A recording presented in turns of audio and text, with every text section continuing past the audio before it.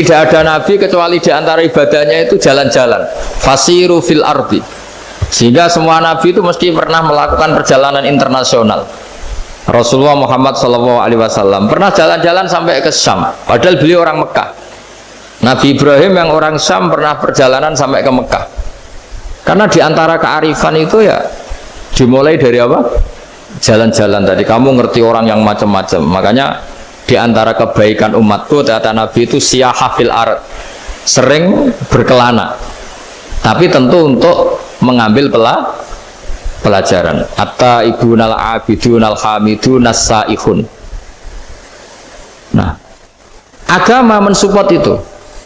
Sehingga kata Nabi, jika ada orang kok sholat qobliyah, ba'diyah semuanya di masjid, sama Nabi ditegur, la taj'alu buyutakum kuburan, rumah kamu jangan jadikan kuburan, harus dapat jatah apa?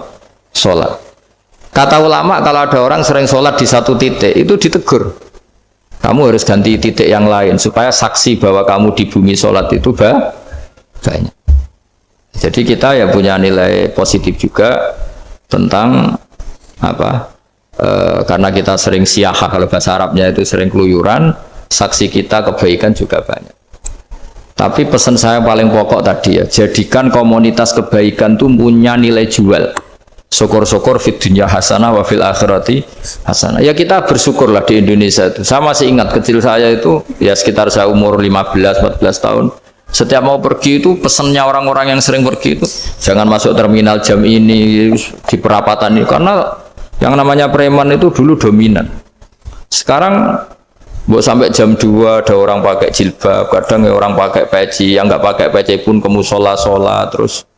Yes, pokoknya kebaikan itu jadi komunitas dan jadi nilai jual. Bahkan tadi misalnya ibu-ibu yang pergi malam itu kan mesti ada orang-orang yang jadi langganannya karena terkenal apa? Amanah. Yang dititipi anak yang juga pilih orang yang terkenal apa? Amanah.